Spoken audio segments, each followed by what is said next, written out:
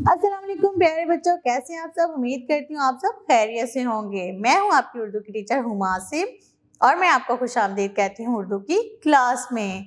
जी तो जैसे कि आप सब जानते हैं, हम पढ़ रहे हैं दूसरी क्लास की उर्दू और आज का हमारा उन्वान है बचत करें। जी तो प्यारे बच्चों, अल्लाह ताला ने मियाना रवि करने वालों को पसंद फरमाया है और फजूल खर्ची करने वालों को अल्लाह ताला नापसंद करता है। अपने दिए गए वसाइल में से और पैसों में से कुछ पैसे बचा लेना बचत करना कहलाता है।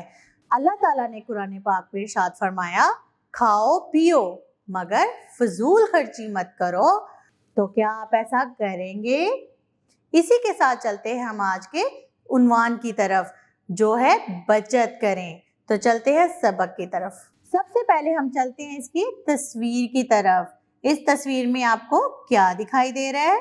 जी यहाँ एक बच्चा है जिससे अपनी अम्मी से बहुत डांट पड़ रही है। और वो डांट किस वजह से खा रहा है? उसने पंखा, लाइट और टीवी सब ऑन कर दिया है और वो खुद कमरे से बाहर चला गया है। तो ये एक फजूल खर्ची में आता है। चलते हैं खास अल्फाज की तरफ। बचत, एहतियात, बाकायदगी, सहूलत, मुयस्सर। आमिर ने स्कूल से वापस आते ही अपने कमरे का पंखा, ट्यूबलाइट और टेलीविजन चलाया और नहाने के लिए गुसलखाने में चला गया। अम्मी जान आमिर के कमरे में गईं तो ये देखकर परेशान हो गईं। उन्होंने आमिर को गुसलखाने से बाहर आने का कहा। आमिर गुसलखाने से बाहर आया तो अम्मी जान ने पूछा, आप तो नहाने गए थे, कमरे का टेलीविजन, पंखा और ट्यूबलाइट ऐसे ही क्यों चलाई? क्या आप नहीं जानते कि बिजली ज़ाया हो रही है? आमिर ने बेसाख्ता जवाब दिया। तो क्या हुआ? अब्बा जान तो हर महीने बाकायदगी से बिजली का बिल अदा करते हैं।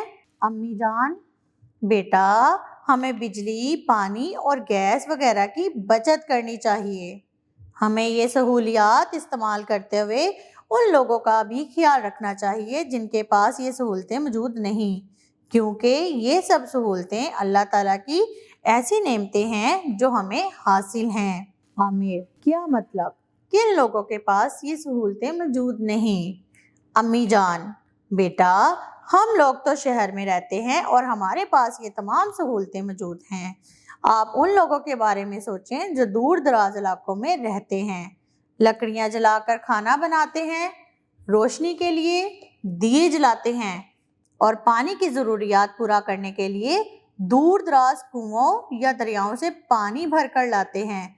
उन लोगों को भी इन सहूलतों की ज़रूरत है।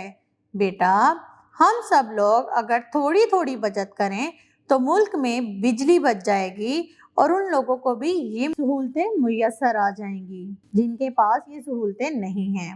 आमिर शर्मिंदा होते हुए, अम्मी जान मैं माफ़ी चाहता हूँ और वादा करता हूँ कि आइंदा बिजली, पानी और गैस एहतियात से इस्तेमाल करूँगा और हमेशा बचत के असूलों को अपनाऊँगा। अम्मी जान मुस्कुराते हुए, शाबाश बेटा। नए अल्फाज। अल्फाज मायने। एहतियात, बचाओ। कुआं, ज़ेरे ज़मीन पानी हासिल करने का ज़रिया। मुयस्सर आना, मिलना, हासिल होना। दूर दराज, बहुत दूर। उम्मीद करती हूँ आपको ये सबक याद हो गया होगा। मिलते हैं अगली वीडियो में एक नए सबक के साथ, नई वीडियो में। तब तक के लिए अपना रखिएगा बहुत सारा ख्याल और मुझे दें इजाज़त। अल्लाह हाफिज़।